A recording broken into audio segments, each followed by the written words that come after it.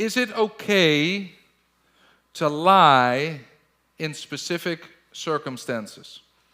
Now that's how short I made the question for you guys, but it really came in a lot longer. I'll read to you the whole thing. Is it okay to lie in specific circumstances that could protect others from situations like hurt?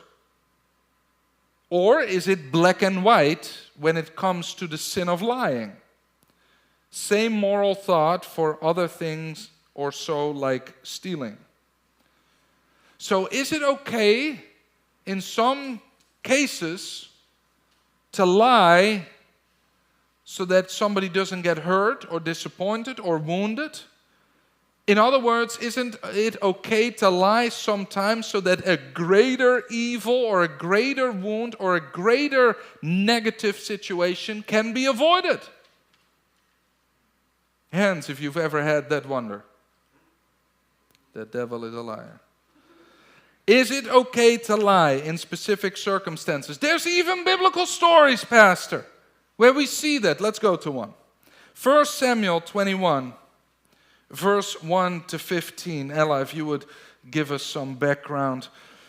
1 Samuel 21, verse 1 to 15. Let's read together this story. Now David came to Nob, to Abimelech the priest. He came to the temple. And Abimelech was afraid when he met David and said to him, "Why are you alone? And no one is with you?" So David said to Abimelech the priest, Ahimelech the priest, "The king has ordered me on some business." He gets real random. Vague. "The king has ordered me on some business. I'm important. And said to me, 'Do not let anyone know anything about your business on which I will send you.'" In other words, I'm really sorry, but I can't really tell you. "Or what I have commanded you. And I have directed my young men to such and such a place." I'm not alone. They are already on the way. Can't tell you exactly where and why. But that's why I'm alone here. It's a secret mission. Now, that wasn't the truth. David was running from Saul. Saul was on the throne. The priest answered to Saul, not to David. And David starts to deceive the priest because he's in trouble, he's running, and he needs things. He doesn't have enough. Doesn't have enough food. Doesn't have enough weapons. Doesn't have enough support. And so he begins to change the truth and say, "Well, I got to think real quick on here, but this could have been. I could have been sent by Saul because I am close to him. I could have been sent." The priest would believe that. And so he walks in and he says, "Secret mission, can't tell you anything about it. I'm not alone. All my people are somewhere else. I just happen to not have supplies. We got everything else squared out, but somebody dropped the ball. So I came into the temple to rob the temple of supplies." Makes complete, don't ask questions, secret mission, remember? Verse 3, "Now therefore," David speaking, "what do you have on hand? You got anything quick? Give me 5 loaves of bread in my hand, or whatever can be found." And the priest answered David and said, "There's no common bread on hand, but there's holy bread if the young men have at least kept themselves from women." Then David answered the priest and said to him, "Truly, women have been kept from us about 3 days since I came out, and the vessels of the young man are holy, and the bread is in effect common, even though it was consecrated in the vessel this day." So the priest gave him the holy bread, for there was no bread there, but the showbread which had been taken from before the Lord, in order to put hot bread in its place on the day when it was taken away. Now a certain man of the servants of Saul was there that day, detained before the Lord, and his name was Doeg, an Edomite, the chief of the herdsmen who belonged to Saul. And David said to Ahimelech, "Is there not here on hand a spear or sword. For I've brought neither my sword or my weapons with me, because the king's business required haste. So the priest said, the sword of Goliath the Philistine, whom you killed in the valley of Elah, there it is, wrapped in a cloth behind the ephod. I will give, if you will take it, take it. For there is no other except that one here. And David said, there's none like it, give it to me. Then David arose and fled that day from before Saul, and went to Achish, the king of Gath. Now, up until this moment, somebody may say, well, that kind of worked out. David twisted the truth, made up some stuff, lied, but David was the anointed of the Lord, and he was running from Saul, who was no longer doing the will of the Lord. So doesn't this make sense? What else would have happened? This makes complete sense. Doesn't that mean that I sometimes, when I am between a rock and a hard place, or I'm cornered, that I sometimes am also allowed to create a way out if the favor of the Lord allows it for me? Because David could have written a psalm right here and right now. He didn't. But he could have written a psalm right here and right now. Oh Lord, you made a way for me to slip through the cracks. And the lies, yes, they were small. And I know, Lord, you did it, but I lied my way back into your will. Because I'm safe now. It never stops there. You're going to see this. It never stops with one lie. Watch what happens. It's a continual story. I'll read verse 10 again. Then David arose and fled that day from before Saul, and went to Achish, the king of Gath.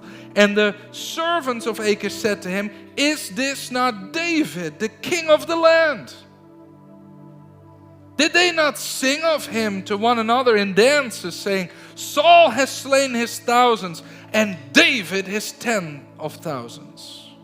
Now David took these words to heart, and was very much afraid of Achish, the king of Gath. Now, this is the David. What's in his hand? The sword of Goliath. Right? The testimony of what God has done is so near to him. And right here, now he's in trouble again. But now he flees right away, without hesitation, back to lying again. It becomes a habit. Watch this. So he changed his behavior before them. He pretended madness in their hands, pretended to be crazy, scratched on the doors of the gate, and let his saliva fall down on his beard. Then Achish said to his servants, look, you see, the man is insane. Why have you brought him to me? Have I need of madmen, that you have brought this fellow to play the madman in my presence? Shall this fellow come into my house? Here's what you need to understand. Lying is always an action of trust, but never trusting God.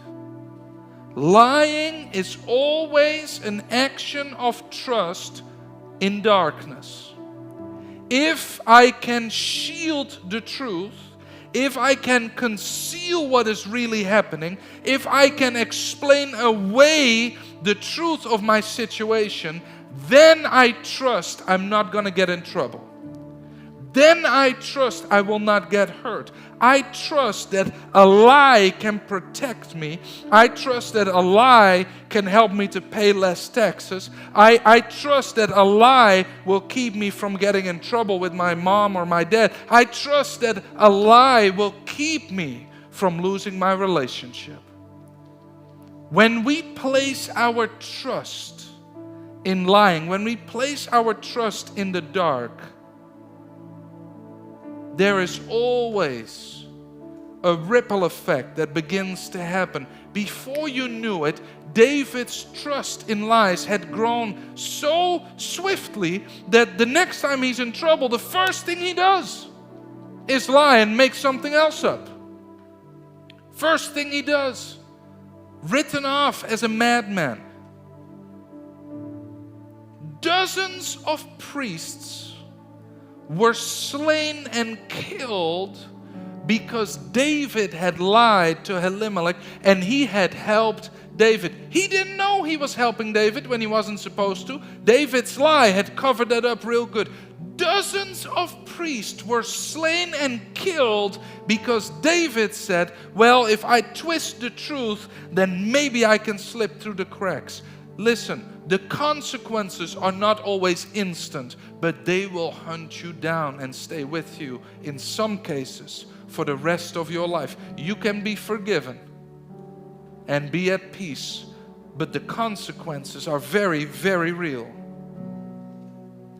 There is no safety in darkness or lies. There's no protection in them. And that's the false gospel that falsehood and lies constantly preaches to humanity. Right? What does the Bible say? When the devil speaks, he lies and he speaks out of his own character. Lies promise you that if you abandon the truth and present a lie, you'll have more safety, more favor, you'll be more protected, you won't be rejected, you'll be loved. Lies always tell you a gospel, I will deliver. And Jesus says, I am the truth.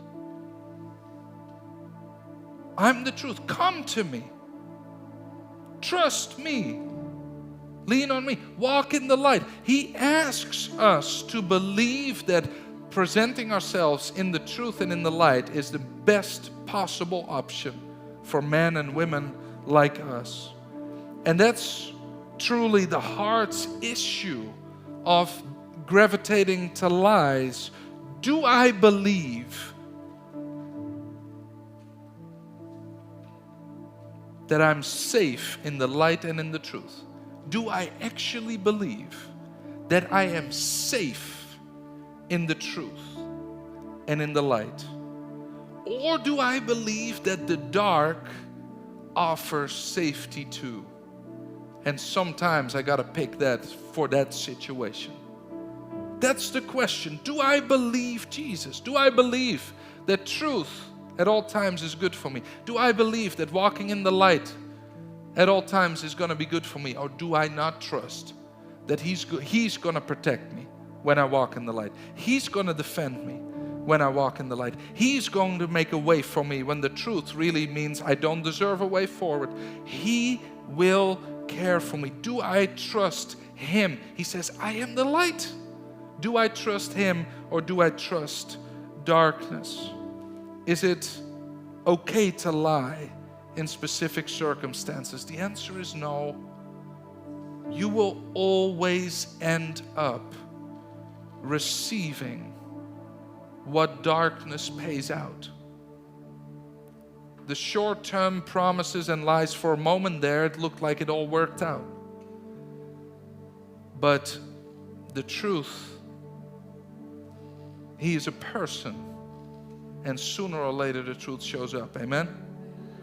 Amen.